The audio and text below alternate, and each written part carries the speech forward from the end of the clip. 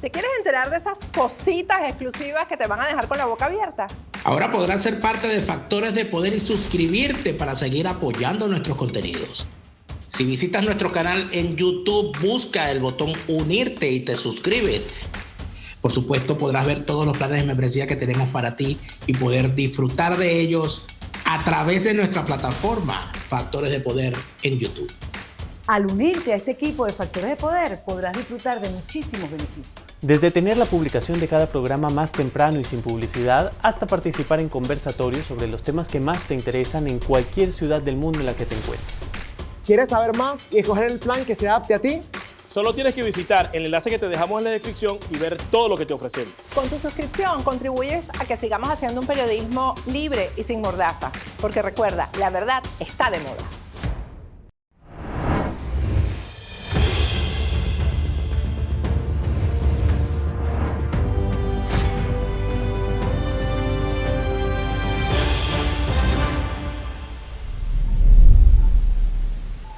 Hola, buenas noches. Esto es FDP Noticias. Feliz martes 21 de abril. Yo soy Germania Rodríguez desde mi confinamiento en Miami y hoy, como siempre, me acompaña Joel Álvarez desde el suyo en Costa Rica. ¿Qué más, Joel? Todo bien aquí. Hoy ya como un poco en blanco. De verdad empieza a ser un poco desesperante. Yo Hoy ha sido estoy un día entregado difícil. al trabajo. Sí. Creo que ha sido un día difícil para todos, ¿no? Mientras aumentan los días y no sabemos cuándo va a terminar esto, se pone la cosa difícil. Hoy hablaba con mi abuela que tiene 92 años y me decía, ¿qué fecha soy? Yo ya ni sé qué fecha es, no sé qué día es.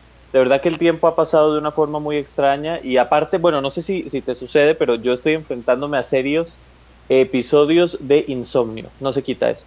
Me está empezando a pasar eso y eso sí es grave, porque para uno estar tranquilo tiene que dormir bien. Una vez que empieza ese problema, la paz interna se complica.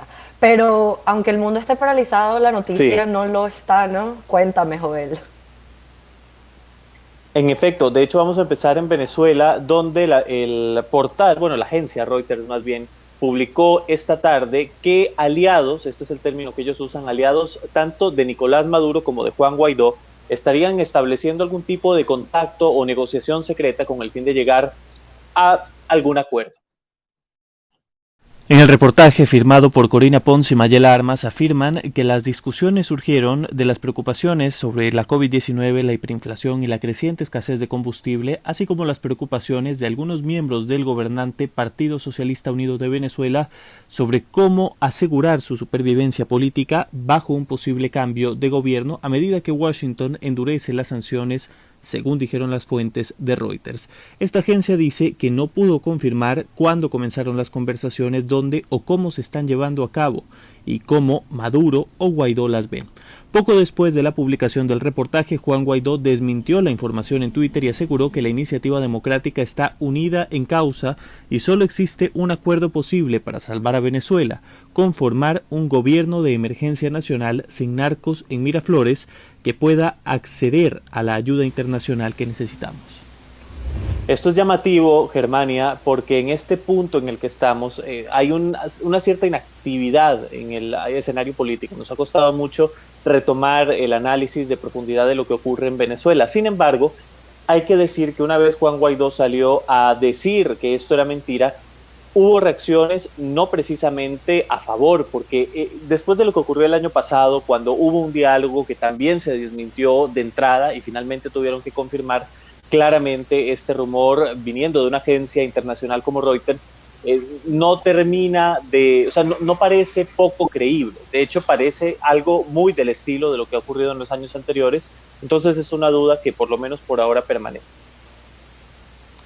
Sabes, Joel, cuando vi esta noticia, yo creo que tanto Juan Guaidó como uno de sus embajadores, Carlos Vecchio, están teniendo cuidado con el vocabulario que usan, y mientras están negando estas negociaciones, son muy específicos, negociaciones, no están negociando con narcotraficantes. Entonces a lo mejor, porque negociación sí es parte del nuevo plan de Estados Unidos, este gobierno nacional incluiría partes de lo que a este sector le gusta llamar el chavismo originario. Entonces a lo mejor ellos están diciendo, bueno, no estamos hablando con narcotraficantes, pero sí con otros chavistas, parte del régimen. Claro, en realidad la intención de por lo menos en lo que yo entiendo, ojo, puede que esté equivocado, pero lo que yo entiendo es que este gobierno de emergencia, que es como le llaman, puede que excluya a chavistas que hayan sido narcotraficantes, pero no corruptos. O sea, es un gobierno con corruptos y entre corruptos. Por lo menos eso es lo que tengo entendido. Bueno, seguro como siempre en unas semanas nos enteraremos si las negociaciones fueron verdad o no. Pero otra noticia que explotó ayer en la noche, justo después de que Joel y yo grabáramos este programa, es sobre Corea del Norte y el dictador Kim Jong-un. De acuerdo a inteligencia que maneja el gobierno de Estados Unidos, Kim Jong-un su vida estaría en grave peligro tras someterse a un procedimiento de una cirugía. Recientemente el dictador se perdió la conmemoración del cumpleaños de su abuelo, el fundador de Corea del Norte, Kim Il-sung, lo que generó especulaciones sobre su bienestar. Kim habría sido visto por última vez 4 días antes en una reunión del gobierno, según información de inteligencia norteamericana. Un funcionario estadounidense le dijo a CNN el lunes que las preocupaciones sobre la salud de Kim son creíbles, mas la gravedad es difícil de evaluar. Daily NK, un periódico en línea con sede en Corea del Sur que se enfoca en Corea del Norte, informa que a Kim se le practicó un procedimiento cardiovascular el 12 de abril debido a tabaquismo excesivo, obesidad y exceso de trabajo. Ahora supuestamente está recibiendo tratamiento en una villa en el condado de Hyeongsang. Jovel, esta noticia anoche parecía estar explotando, sin embargo hoy se han echado para atrás algunos de los periodistas. Por ejemplo, ayer en la noche la periodista de NBC, Katie Tur, publicó un tweet donde decía que tenía información de oficiales norteamericanos de que Kim Jong-un estaba muerto, tenía muerte cerebral. Sin embargo, Katie Tur borró ese tweet momentos después y explicó que prefería esperar a que hubiera más información del asunto. Y esta noticia no parece haberse movido mucho el día de hoy. No, de hecho no, pero es algo que sucede nuevamente ante la falta de transparencia de estos regímenes. Acabamos de vivir algo similar, por supuesto guardando todo tipo de margen con Nicaragua, ¿no? El dictador desaparece, no va a un acto público en el que se esperaría que esté y a partir de ahí empiezan a contarse los días en los que no está y corre todo tipo de especulaciones sobre su salud. En este caso, bueno, vienen de un reporte de inteligencia de los Estados Unidos, lo cual, por supuesto, viene a ser una diferencia importante, pero bueno, la verdad es que será imposible corroborar esto, por lo menos hasta que el régimen de Corea del Norte tenga algún tipo de pronunciamiento oficial, que yo no creo que sea pronto.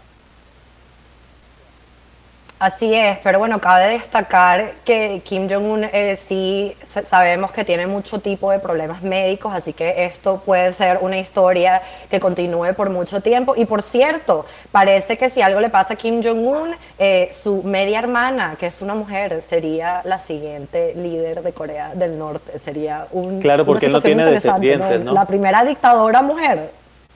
¿Ah? Él no tiene descendencia propia, ¿no? Tú sabes que yo tengo una obsesión con Corea del Norte y no sabemos por seguro si sí o si no, porque ellos nunca confirman eso para mantener la idea de que son dioses. Es algo en realidad muy interesante. Pero ahora sí, vamos a entrar con lo nuestro, las noticias del coronavirus.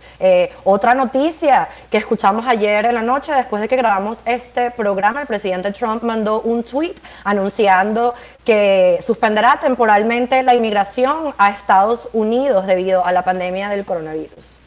Sin ofrecer detalles de la decisión, el mandatario escribió: en vista del ataque del enemigo invisible, así como la necesidad de proteger los trabajos de nuestros grandes ciudadanos estadounidenses, firmaré una orden ejecutiva para suspender temporalmente la inmigración a los Estados Unidos. Pese a que las agencias y medios de comunicación han pedido claridad a los voceros de Washington sobre los alcances de esta decisión, ni la Casa Blanca ni el Departamento de Seguridad Nacional, que es el que se encarga de la gestión de la inmigración, ofrecieron detalles más allá del tweet del presidente Trump. Sin embargo, el New York Times y el Washington Post han dado pistas sobre los efectos que tendría esta decisión una vez se firme. Desde el inicio de la pandemia, el gobierno de Trump ha cerrado las fronteras terrestres con Canadá y México, a la vez que el tráfico aéreo internacional está prácticamente suspendido y los consulados y embajadas han limitado sus servicios de visados. Además, Estados Unidos ha suspendido leyes migratorias y deporta de inmediato a México a todos los solicitantes de asilo y los inmigrantes sin papeles que cruzan su frontera, por lo que el gobierno está utilizando desde hace meses la pandemia para endurecer su política migratoria. Yo creo que eso es importante decirlo, Germania. Esta es una política que en realidad ha sido sostenida en el tiempo y en este punto particular los gobernantes tienen forma de exacerbar esos instintos que ya de por sí les son inherentes. Por ejemplo, no es extraño que en el caso de Venezuela, ante una contingencia como esta, Maduro se muestre más autoritario. Bueno, en este caso, el de Trump, no es extraño que en una contingencia como esta se muestre más populista. De seguro, y esto es comportamiento que ya hemos aprendido de Trump. Cada vez que Trump está recibiendo muchas críticas, como lo está haciendo ahora por el coronavirus, él vuelve al tema favorito de su base, de aquellos que lo apoyan, que es la inmigración. Y ya sabemos que no es solo la inmigración ilegal, porque estas medidas también afectan la inmigración legal. Todavía es importante destacar que todavía tanto los abogados de la administración de Trump como los abogados del Departamento de Justicia están ajustando a ver qué exactamente se puede hacer con una orden ejecutiva como esta. Por ejemplo, Donald Trump quiere, como parte de esta orden, pausar los procesos de green card, de residencia. Todavía no, el Departamento de Estado los abogados del Departamento de Estado están decidiendo si esto es algo que se puede hacer desde el ala ejecutiva del gobierno de los Estados Unidos. Y en el historial de Donald Trump, de hecho, no hay muy buenas referencias en cuanto a lo que termina sucediendo con sus órdenes ejecutivas, ¿no? Siempre terminan siendo bloqueadas por el Tribunal Supremo. Así es, porque sus órdenes tienden de poner en duda el poder del Ejecutivo. Bueno, pues así sucede a veces en algunos de los países. Y yo sé que alguna crítica habrá y dirán, se están metiendo mucho con Trump, pero señores, aquí hay que decir las cosas independientemente de la ideología que tengamos. Vamos a hablar ahora sobre España. Por quinta vez en la historia del Reino de España no habrá corridas de San Fermín este año. Se trata de una medida que se toma, por supuesto, por la contingencia que está viviendo el país producto del coronavirus. Y estas fiestas normalmente se celebran, ya lo sabemos bien, entre el 6 y el 14 de julio y son muy características por esas corridas de toros. Según las autoridades de Pamplona, las fiestas de San Fermín no han podido ser la excepción, como el resto de acontecimientos de trascendencia mundial y fiestas nacionales queda suspendida. Mientras no tengan una vacuna, así seguirán. El alcalde de Pamplona, Enrique Maya, está contagiado de coronavirus y solo en Navarra han fallecido 413 personas. Germania, ¿a ti te gustan estas corridas? No, justo viendo esas imágenes me pongo nerviosa nada más de verlas. A mí la verdad es que Pero a mí tampoco, esto es falta de costumbre. Esto es una parte interesante de esta pandemia, porque hay muchos lugares como Pamplona que viven de celebraciones anuales. Y creo que no nos podemos ni imaginar la pérdida que va a ser que estos eventos anuales se cancelen. No, bueno, lo que está pasando en España con respecto a la industria turística, yo voy a tener que pedirles una disculpa si ven que están volando muchas cosas por aquí. Lo que pasa es que estamos en temporada, en Costa Rica les decimos los abejones de mayo, y entonces ya desde abril empiezan a aparecer y vuelan por todas partes. Entonces si ven algo raro es eso.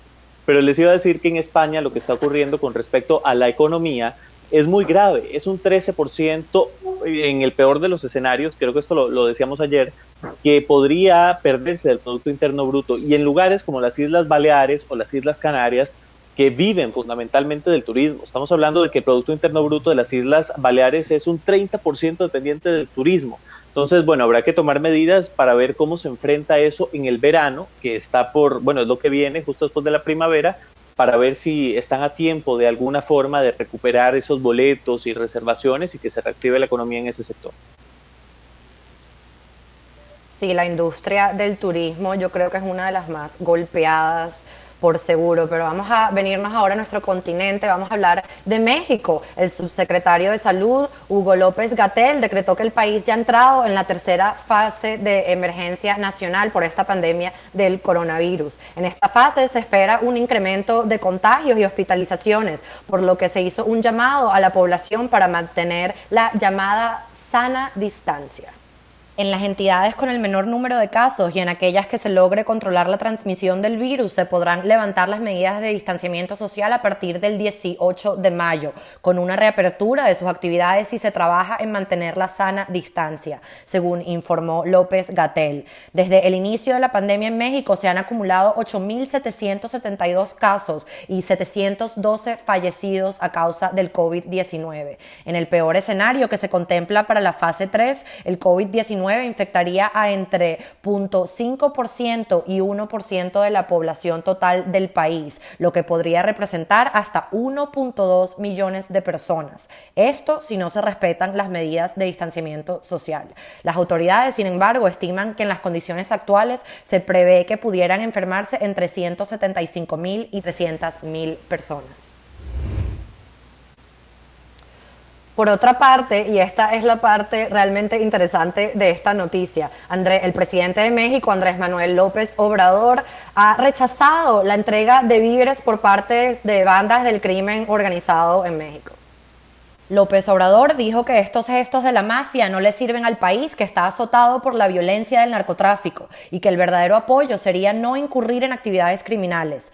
Ayuda al que dejen sus malandronadas, que le tengan amor al prójimo, que no le hagan daño a nadie. Ayuda a que no se sigan enfrentando y sacrificando, afirmó en su habitual conferencia matinal. No se trata de filantropía, se trata de fraternidad, de solidaridad verdadera, añadió López Obrador. El mandatario se refirió así a la repartición de víveres por parte de carteles de la droga, reportada recientemente por medios locales en los estados de Tamaulipas, en el noreste del país, y Jalisco, en el oeste, donde operan el cartel del Golfo y el cartel Jalisco Nueva Generación. Pero también a la iniciativa de Alejandrina Guzmán, la hija del famoso capo Joaquín El Chapo Guzmán, quien la semana pasada regaló provisiones con el nombre e imagen de su padre a ancianos en Jalisco, aislados en sus casas para evitar contagios, según reseñó la agencia AFP. Esto es comportamiento usual de este tipo de grupos de carteles, en realidad, en los tiempos de Pablo Escobar, cuando se ofreció a pagar la deuda externa de Colombia. Sin embargo, creo que estas son unas de las palabras más fuertes que AMLO ha dicho en contra de los carteles, porque lo último que le escuché decir es que los carteles había que enfrentarlos con abrazos. ¿Te acuerdas de eso? Sí, era abrazos, no balazos. Esa frase es famosísima, la recuerdo en los debates, en la campaña. Así funciona, supongo yo, la mente de López Obrador. Pero bueno, en este punto la verdad es que mucha gente acepta, y además la cultura de las despensas en México es muy llamativa, muy arraigada, y los partidos políticos, que bueno, son otro tipo de mafia, tienen esa costumbre también, sobre todo el PRI y también el PAN, que son los partidos que gobernaron antes de Morena. Ellos tenían por costumbre ir a regalar despensas a todo el mundo, todo el que les diera una cédula de identidad para poder de alguna forma afianzar el voto. Entonces, esta costumbre de recibir despensas, en este caso ya vemos que no solo de las mafias políticas, sino también de las criminales, parece que está muy arraigada en la gente. Bueno, pero me toca seguir. Vamos a hablar ahora sobre Brasil. Parte fundamental del ADN latinoamericano. Sí. Es que tenemos problemas de sonido, no nos escuchamos bien. Sí, aquí vamos a falta sincronización, pero no se preocupen porque nosotros sabemos que ustedes saben perdonar esos detalles técnicos y nosotros nos divertimos al final. Vean, vamos a hablar ahora sobre Brasil, donde el presidente Jair Bolsonaro dijo que espera que estas medidas de aislamiento, de las cuales hemos hablado, que han sido tomadas por diferentes gobernadores al interno del país, porque es una república federal, terminen la próxima semana. Al salir de su residencia en Brasilia, Bolsonaro dijo que espera que esta sea la última semana de cuarentena. De esta forma de combatir el virus con todo el mundo en casa. La masa no tiene cómo permanecer en casa con la nevera vacía. Bolsonaro, que desde el inicio de esta pandemia tendió a minimizar su importancia y afirma que las medidas de contención no pueden frenar la actividad económica, reemplazó la semana pasada a su ministro de Salud, que era favorable a las medidas de aislamiento vigentes ya en los principales estados del país como Sao Paulo y Río de Janeiro. El nuevo coronavirus deja hasta el momento en Brasil 38.654 casos y 2.462 muertes, de acuerdo con los datos oficiales que los expertos consideran de 12 a 15 veces inferiores al escenario real debido a la falta de pruebas diagnósticas. Lo que está pasando en Brasil... Les decía que lo que está ocurriendo en Brasil me recuerda en cierta manera lo que está ocurriendo también en Suecia, un país en el cual se dijo desde la cabeza del gobierno, no, cada uno con su sano juicio haga lo que tenga que hacer, pero no vamos a desactivar la economía. Bueno, Brasil tiene una tasa de contagio de muertes por mucho superior a la del resto de países. Bueno, y aquí en Estados Unidos tenemos un problema similar de repúblicas federales, pues aquí son los gobernadores los que han decidido cuándo se cerró y cuándo se abrirán los estados. Sin embargo, bajo muchas críticas y reclamos, varios estados, particularmente en el sur de Estados Unidos, han decidido empezar la reapertura de su economía esta semana. Georgia, Carolina del Sur y Tennessee son los últimos estados en reiniciar sus economías y aliviar las restricciones del bloqueo por el coronavirus. El gobernador de Georgia, Brian Kemp, dijo que algunas empresas, incluyendo peluquerías y sitios de entretenimiento, podrán reabrir este viernes. Tennessee, por su parte, dice que las empresas pueden abrir nuevamente la semana que viene. Carolina del Sur permitió que algunos negocios, incluyendo tiendas de artículos deportivos y grandes almacenes, reabrieran a las 5 de la tarde de ayer con medidas de distanciamiento social vigentes. Las playas del estado abrirán el día de hoy. Texas fue el primer estado en comenzar a reabrir este lunes. Sin embargo, estados como Nueva York ya habían decidido extender la cuarentena hasta al menos mediados de mayo. 7 estados, incluyendo a Nebraska y Wyoming, todavía no tienen órdenes de quedarse en casa para sus residentes. Los gobernadores de los estados que han decidido reabrir sus puertas, la mayoría republicanos, han sido acusados de poner la economía por encima de la salud de los ciudadanos. Jovel, es importante destacar que los 7 estados que no han puesto restricciones a sus habitantes que se queden en casa son estados de muy baja población cuando los comparamos con estados como Nueva York.